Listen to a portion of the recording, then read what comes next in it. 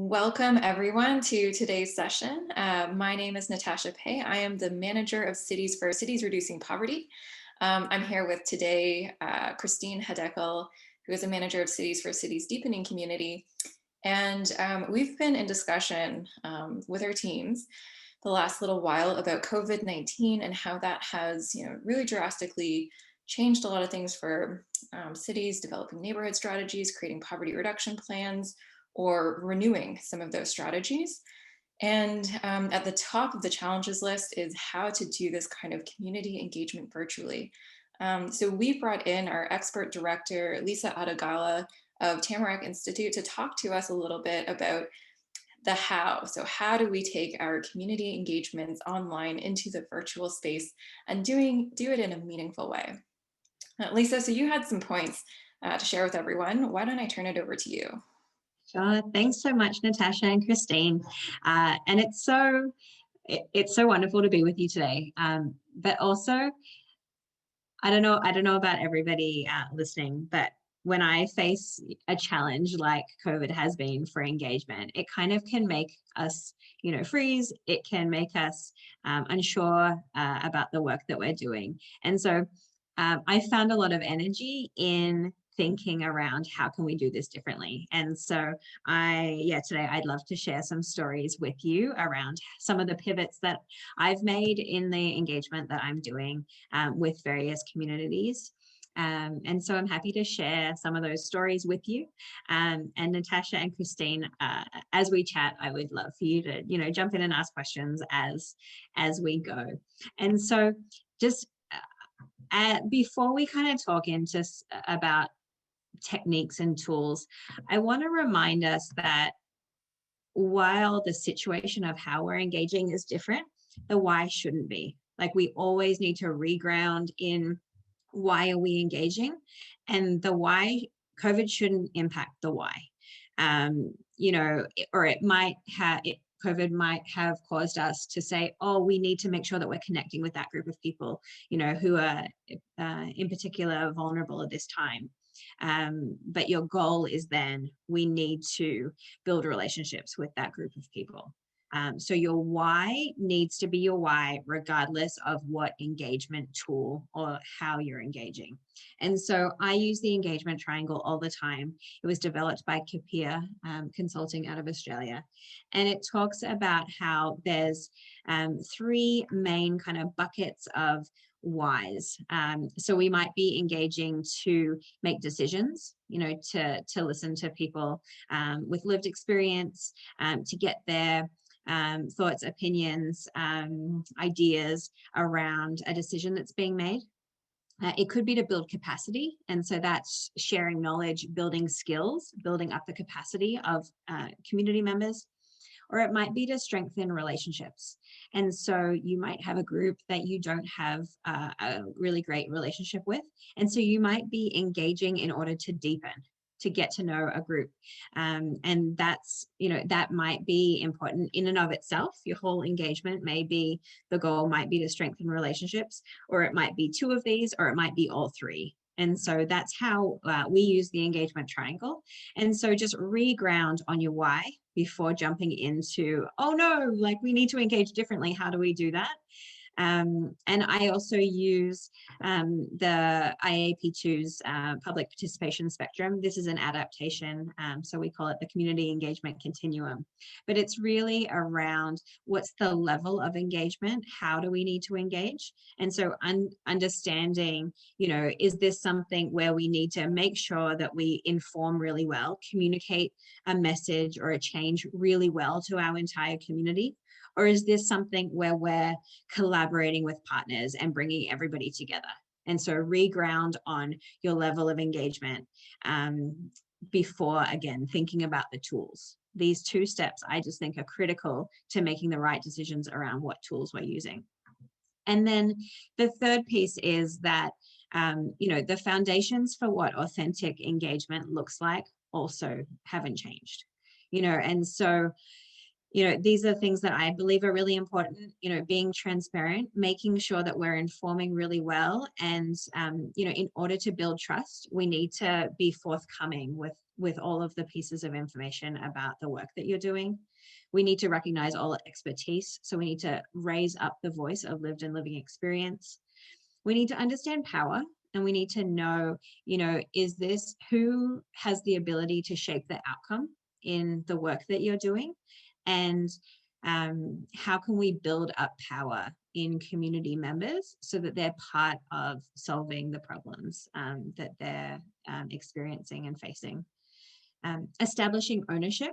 So, if you want a community to feel ownership or like they're part of the work, how you engage with them is really important. If we want ownership, then they need to be working together with the group from the get-go and part of developing those solutions. Ensuring contribution is about the price. It's a great quote. The price of participation is contribution. So how is what people are sharing through your engagement, how is it actually making its way into the work that you're doing?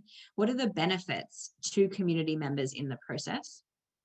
Welcoming diverse perspectives. So, oftentimes engagement practitioners, it can be a really awkward space to be, where if you know that there's people with different strong opinions, how do you actually create the space for people to have really productive conversations?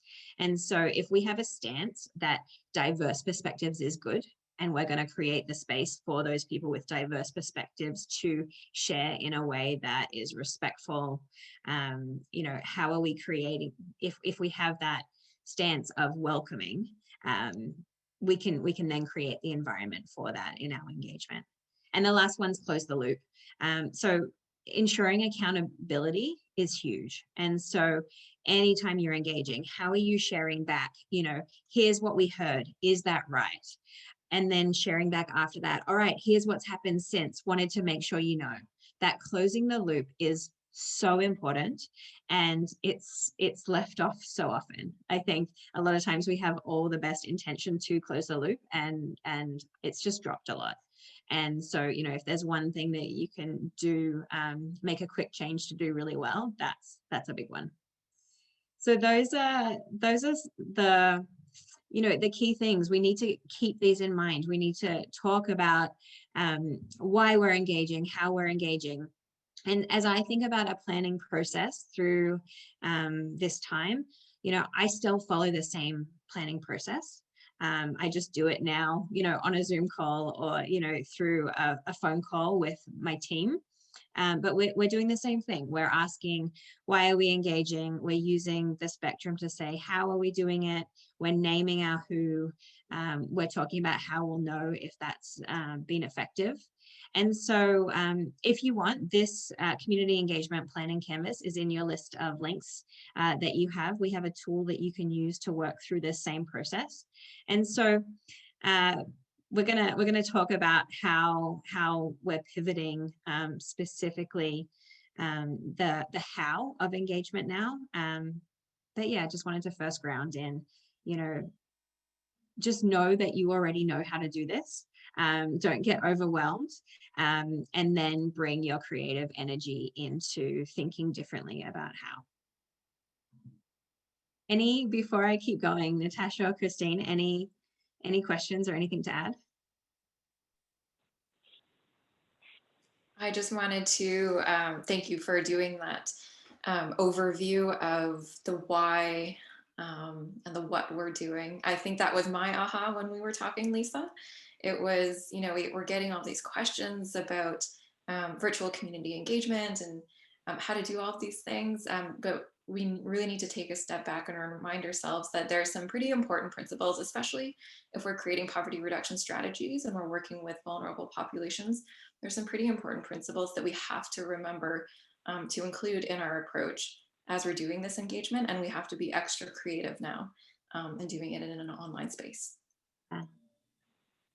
Yeah, and what I took away was just sort of that the why hasn't changed, and just recognizing how much hasn't changed. Our process might be moving online, but all the basic steps of looking at who we want to engage and what level of engagement and how we're going to know if we're successful, all of that's the same. So that's really helpful. And I would encourage folks that are interested in learning more about those aspects that Lisa just mentioned to take her online course, because I took it and I found it really useful to spend time with the engagement triangle, to spend time with the spectrum, and really go deeper in each of those tools. So that Foundations in Online Engagement course is online and available to take at your own pace if you're interested. We'll put the link in our list of resources as well. Thanks, Christine. So big question of the day, how do we engage well during a time where we're needing to distance, and there's been, you know, more of a focus on virtual communications and virtual engagement. And so as I, you know, was facing my own barriers of like, oh no, how do we change these current projects that we're in the midst of to, you know, to COVID safe approach. I went through and I took, this is using the spectrum, basically a list of, I call them tools or methods or the how, however you want to call them, but just a list of various methods we have at, you know, in our tool belt across each of these levels. And what I did is I crossed out the ones that we can't do right now. And I changed to blue the ones that need to change in a significant way. We can still do it, but the how we're needing to do it needs to change. And this isn't perfect. It was a bit of a quick and dirty, but it was just a mental exercise for me to understand, you know, what are the changes? How real is this? You know, like what's the reality in front of us? And when I did this, I was a bit surprised. I don't know how you feel when you're looking at this, but it actually kind of said to me, oh, we do have options. You know, I think I expected, based on how I was feeling, I expected everything to be crossed out, you know, and only there to be like one thing from each column remaining. But I found this to be a bit energizing and like, okay, maybe my go-to public meeting isn't an option, but look at all my other options. And so, you know, I don't want to, if you still feel like, oh no, we don't have as many options. I also want to say that that too is a real feeling, because there are other barriers. You know, it's not just the tools that we have, but there's other barriers that we're seeing at this time. And so this table is from a really great guide that I recommend you read, and it's listed in your links too. It's about inclusive community engagement in a time of physical distancing. And so there's a lot of barriers that are very real. And so this is just some of them named here. So there's personal resources. So, you know, people have limited personal resilience, or, you know, we know how important the internet has proven to be right now. And there's a lot of people who have limited access to the internet, which means limited access to information. There's limitations around, you know, physical and mental health, mobility. There's so many barriers. And so the situation and some of these barriers that you may have been facing before might be even more pronounced right now. And we need to be aware of that. There's barriers around motivation and attitude. And so some of these might be new, some of them might have existed before, but some that might have existed before might be, you know, around limited trust of decision making, or consultation fatigue, or some of the things that were present before. And then there's also cultural factors that are a barrier, and these might have existed before too as well. But where, you know, if there were barriers around language, and we're doing a lot online, that's you know, a real barrier still. There might be divisions within a community that, you know, senses of things feel polarized, and those are real too. And so what can we do about those? So I really recommend you have a read through this guide. Basically, for each of these barriers in the guide, it makes suggestions for what tools might be most appropriate for that. So for example, you know, if somebody has limited digital literacy, You probably don't want to do something where you're asking somebody to navigate to something online by themselves and then walk through something, you know, a 10-minute survey or something on their own if they have limited digital literacy. You might want to think about ways to do that where they have one-on-one supports, for example. So it's a really great guide. Check it out. Another thing that the guide talks about is basically how we can look at the tools we have at our disposal right now. And so 4 of the kind of engagement tools, in addition to kind of mass communications or, you know, mass messaging, are these 4 types. So self-directed is when somebody is going somewhere, and right now it's mostly online, and making their way through something to learn or to help share their thoughts. So, you know, an online survey is just a simple prime example of something that is self-directed. There's also one-to-one. So I am finding a lot of energy around one-to-one lately, which feels kind of like I've reawakened my 90s version of myself. But one-to-one, you know, consider it like the phone call to somebody. Right now, there's people going, you know, we're doing a lot of walking meetings or walking discussions. So one-to-one is literally, you know, one person talking to somebody else. But I think with the, you know, advent of the internet and where we could do this mass engagement, we kind of lost touch of the one-to-one. And I'm seeing some resurgence in this right now. Small group is something that we've had. So think workshops, focus groups, a co-design team. So small group getting together. And so the pivot here, we're still doing a lot of small group stuff, but it's mostly happening virtually. And so now that people are getting more comfortable, you know, most people have been on a Zoom call now. That's the major pivot, is small group stuff is being done virtually or, you know, in a distanced physical way, you know, big group of chairs spread around in a park, for example. And then large group is the area that I would say there's been the most changes.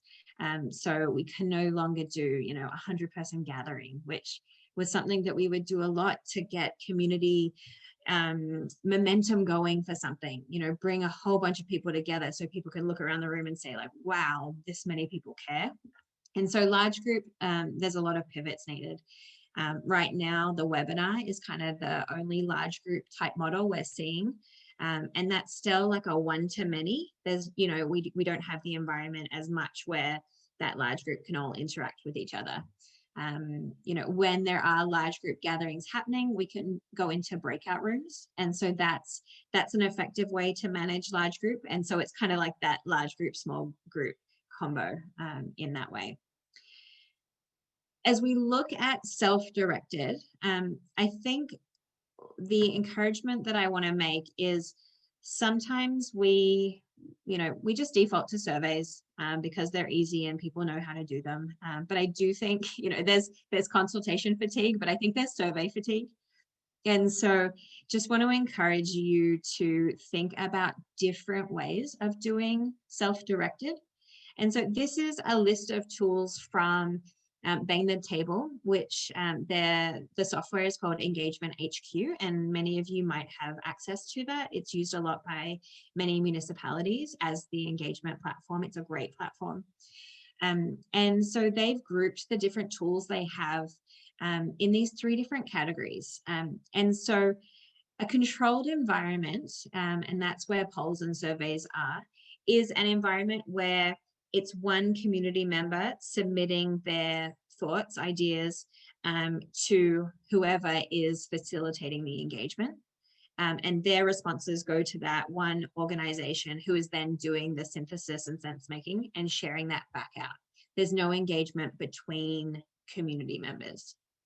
Whereas a mixed environment, you can use tools where, you know, I'm sharing my thoughts, but my thoughts are available for other people to see them directly.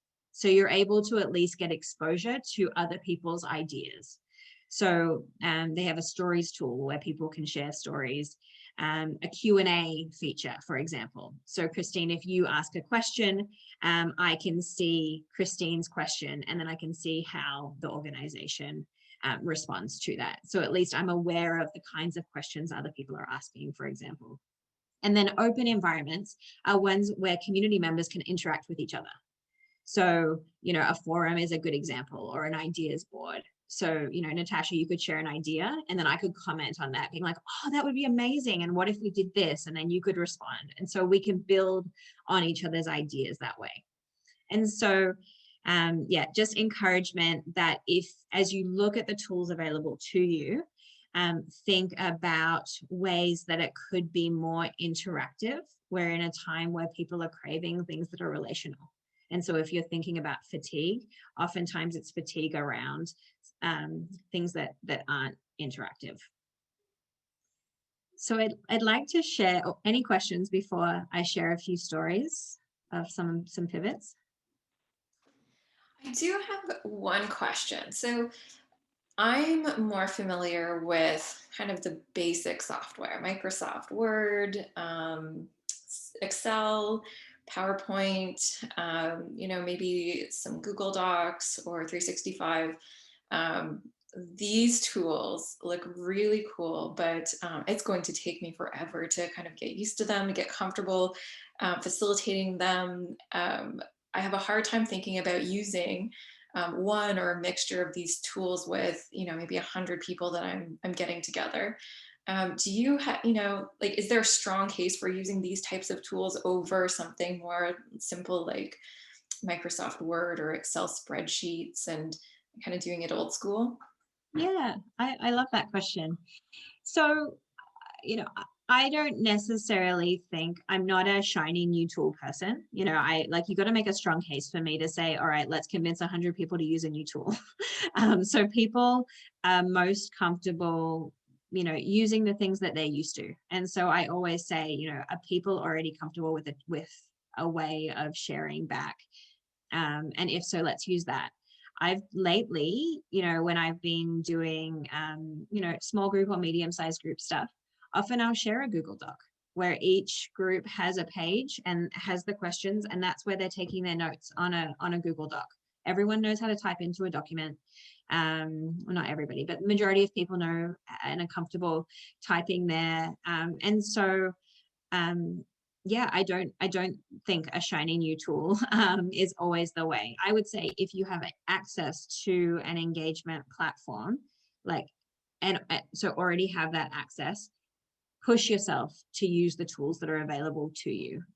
In terms of shiny new tools, the one that I've been using a lot is called Mural, and it's an online whiteboard. So anytime that I used to do in-person facilitations, we would have something, either a flip chart or a whiteboard or a big poster or something that people are capturing their thoughts into. And so that online whiteboard has been pretty amazing. In terms of, groups learning it, it's fairly simple, but it might take 3 minutes to get used to it.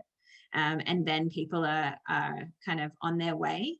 But even then, it's still a barrier. The technology, people not feeling comfortable. And so oftentimes what we do is we get small group leaders. So for example, if we're having 100 people for a gathering, and then going into small groups, we might be going into 10 small groups of 10 people. We would have 10 people who we know we've done like a mini briefing and shown them the technology, and they're using it and sharing their screen. And so I can show you a few examples of that. Sure. No, I think that would be great. I remember doing Mural on our team calls, and it was a lot of fun. I wasn't great at it, but as a participant, it was a lot of fun to see how this works and how I might be able to use it in a community of practice or something else that I'm facilitating. Definitely just need some, getting used to playing around with it, and probably persistence too, right? Like we have to kind of like Zoom wasn't really a culture before COVID-19, but we were all thrown in there. And over time, we've all kind of gotten used to the controls and how to do it. Yeah. So here's an example. Can you see this? Yep. Yep. So this is a virtual data walk for a poverty reduction strategy. So what we have is we have 6 stations, and each station has a data point sharing about what's going on in that community. And then, so there's a piece of information, and then there's 2 questions. You know, what are your initial reactions to this data? And then a more, you know, a provocative question to get people thinking about the implications of that piece of data. And so on this virtual whiteboard, you can, you know, zoom in and out as you're getting used to, as you're exploring around. And then you just double click to add a post-it, and I add my thoughts. And so, you know, you can have 10 people all in here adding to it. And this is the way that you're capturing your thoughts. Or you could have one person in here adding the post-its for everybody and sharing their screen. And so, you know, then when we go to the next station, you know, we click there and it takes us to that next station. And so this is how we use it. You know, similar, I'm sure many of you might have done a top 100 exercise. And so, you know, we have the top 100 table here. And so as people are brainstorming who needs to be engaged in the initiative, this is our place. And so we can brainstorm different businesses, different government, public sector, etc.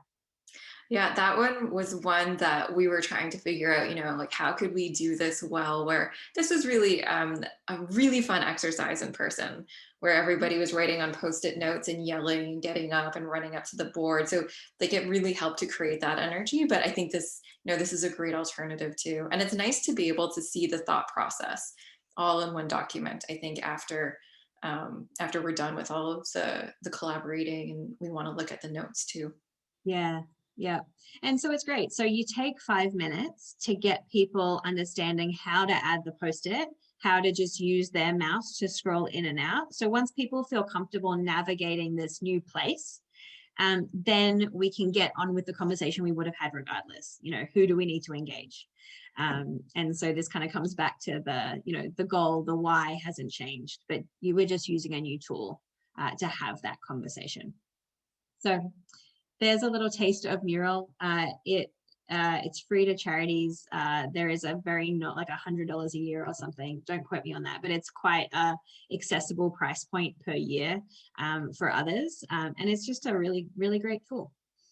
And I think, Lisa, we might even have a really short video explaining how to use Mural. Do we? We can share that in the package afterwards as well. Yeah, yeah. So let me tell you a few other stories. I just got my internet is unstable. So am I still here? You are. All right, good old internet woes. I'm sure everybody can relate. So here are just some examples of how I've made some pivots that I'd love to share with you. And they're just different kinds. And so the one thing I've noticed, and you can visually see this by looking at this page, is that I find whereas maybe pre-COVID, we might have had, you know, 1 or 2 ways of engaging. Right now, we're kind of piecing together smaller things, you know, to make a bigger whole. So we can come back to that once I walk you through some examples. One example is taking an open house, you know, where people inviting the community in to learn, but also share some thoughts. Made that pivot that was going to be in person to having each of our department areas make a little video of their updates. Here's the things that we've done. Here are the changes. Here's what we think is most important. So they just made a little video using a phone. It wasn't crazy high quality, really wanted it to be personal, but also wanted community members to see the face of the people from each of those areas. So it was important that they were the ones just filming themselves. And in terms of transparency and just showing real people and being relational, the style of the video was important, that it was kind of, you know, just a person using their phone to make a video. And then each of those, following each little video, which each of them were less than 5 minutes, there was just a 2-question survey around, do you have additional ideas to add to the work of this team? And then would you want to be involved in, you know, the activities coming up? So a way to both get ideas and then bring involvement into that. The next example, so I was planning on facilitating a 2-day co-design session. And this was one where we pivoted to, instead of 2 full days, we turned it into 5 weeks, where we met every Thursday morning for 2 hours for 5 weeks. So it's the same team. It's a group of 10 really diverse and representative community members, and they're committing to show up, you know, to these sessions. They show up. We used Mural to do our brainstorming and work our way through it. And so that's kind of how we made that happen. And it was wonderful. There was something around that extended period of time, you know, just from 2 days to 5 weeks, that was really relational. We got to know each other. The last session, it's like, oh, we're going to miss each other. You know, we formed this little team working together over a period of time. Another example is turning a 100-person top 100 gathering into something else. And this, you know, this is one that we're like, oh, what are we going to do? Right? This has been the way that we've always done it. So what are we going to do instead? And the pivot that we made, there'd already been some engagement happening. So each of the communities that we were working with already had a bunch of data, a bunch of information from previous engagement processes. And each of them had a really representative leadership table that was made up of the different sectors, and in particular of community members. A quarter of the table is community members. And so knowing that we did have a diverse and representative small group, we said, let's do a series of sessions. So either 1, 2, or 3. So either like, you know, a 3/4 day session, or, you know, 3 2-hour sessions over 3 weeks. So let's just work with this small group to make a draft common agenda, a draft community vision, and the key strategies. From that draft small group session, each of the groups are then creating a plan on a page as a communications tool to then be able to share that out with a wider community. Each member of the leadership table is committing to having 5 conversations. So 5 one-on-one conversations. So if 10 people have 5 one-on-one conversations, we then have heard from 150 people. So, you know, and it's relational. So each of these people are then saying, okay, based on these core strategies, I'm going to talk to this person and this person and this person. We really need their thoughts. I'm going to share this single 1-pager about what we're thinking and get their feedback. We have a feedback template. So that's a way that we've made that pivot, but we're still building community momentum because through those one-on-one conversations, and at the end asking if they'd want to be involved in that work. Then the small groups meeting again to share the feedback and make revisions. So those are just a few examples of some of the pivots. And I think, you know, as I was kind of reflecting on, you know, what are the things to keep in mind? I think 3 things. So ask if now's the right time to engage. For some things, it may have been, all right, you know, this is the next thing on our project list. But if it's not actually urgent and important right now, everybody has so much going on, maybe now isn't the right time to engage. So I think just asking that question rather than just following through with plans that we'd made pre-COVID. The second one would be to refocus on why you're engaging. So come back to your why and focus on that rather than, you know, all of the ways that you have to, the barriers in front of you first. And then number 3, don't just recreate your original plans in a suboptimal way. Figure out how you can make them better and different. So challenge yourself to get creative. Like, what actually is the thing that we want? You know, and if the thing that you want is building relationship in the process, you know, let's actually say yes to that, you know, and choose ways of engaging that really make the why kind of come to life.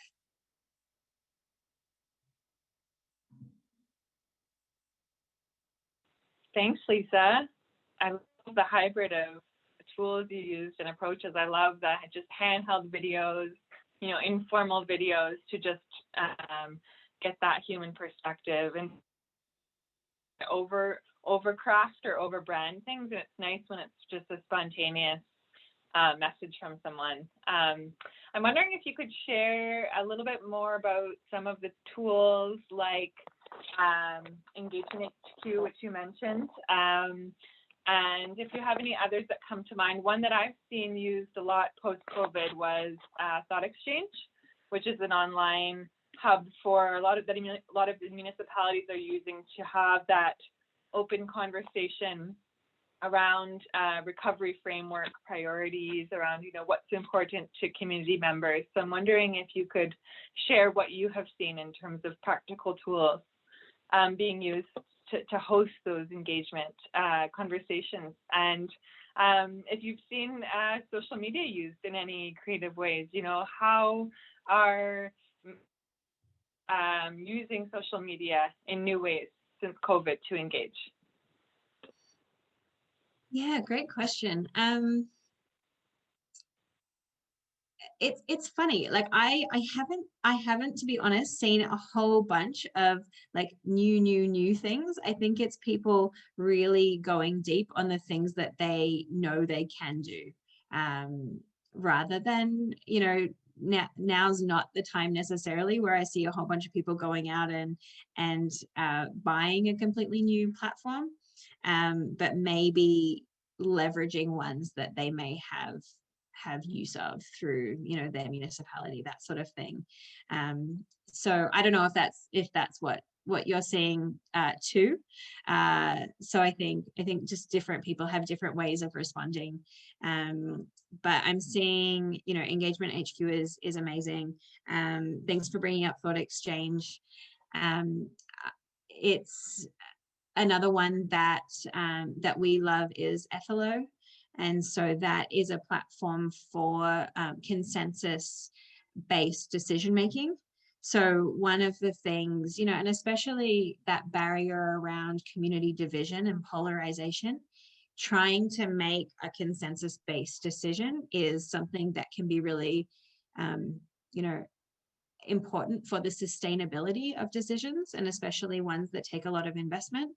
And so that's a really wonderful tool for making it that you're going slow in order to make the decision that will make the most people happy. And so check out Ethelo if you're thinking around community decision making and some of the empowerment sort of practices. And then other than that, like, I think you can do anything, you can engage in any way by bringing different tools together. So, a Google Doc or a Jamboard together with a survey or a poll. Poll Everywhere is another one that we see used a lot, and it's a really simple and easy tool for polling to get a pulse of where a group's at. So we use that a lot in kind of virtual gatherings as well. And then, yeah, I kind of recreate everything in murals. So that's the other one that I'm seeing a lot. Any other examples that you or Natasha want to share? None that come to mind, although I think that there's been new Facebook groups that have been formed since COVID, the real, social community orientation. So I think that that's a venue to share those polls and those surveys, using social media to amplify the work that's being done.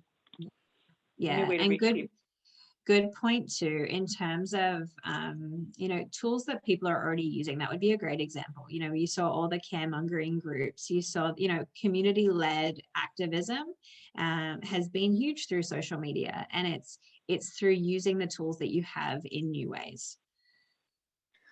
Lisa, I think I really appreciated, I don't know if it was the last slide or the second to last slide on the top 100.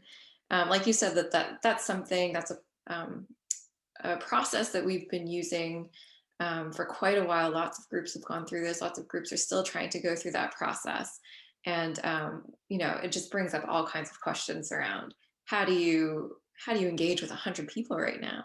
Mhm. And that too is really about building the momentum as much as it is gathering the information and helping to come up with a strategy.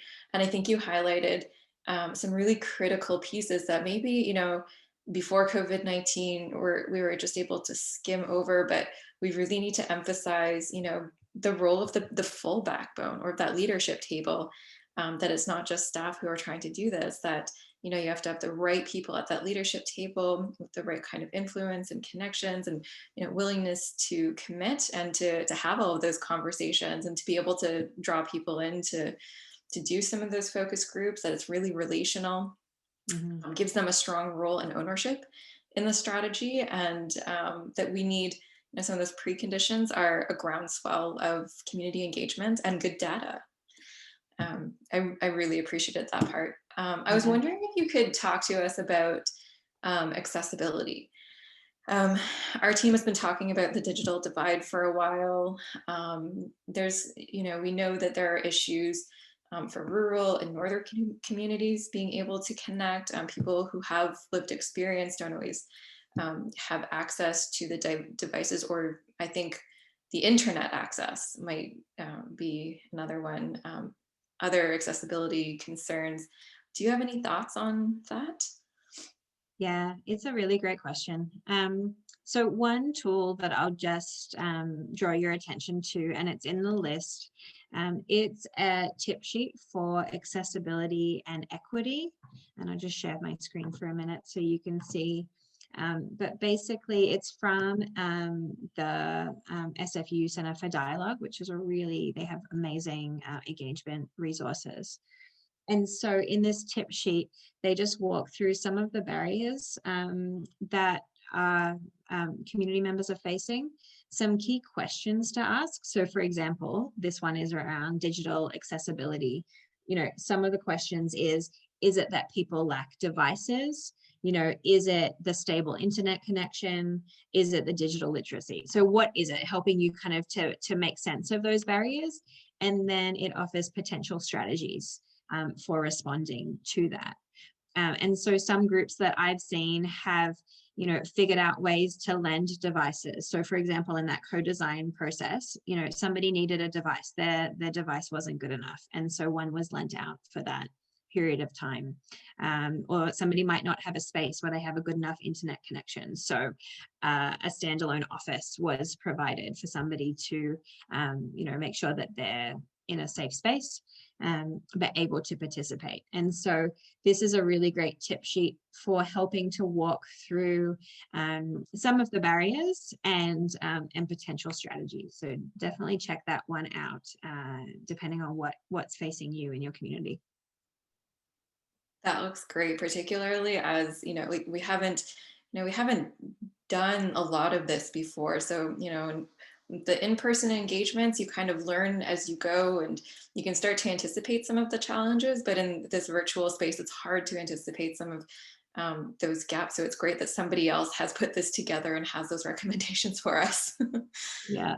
The other one I'd recommend, or I just call attention to, is synchronous versus asynchronous. And those are the words aren't really accessible words, but basically synchronous is you're wanting everyone to come together at one time to engage together. So, think a focus group or a workshop, that sort of thing. And then asynchronous is people are participating, but they're doing it at a time that works for them.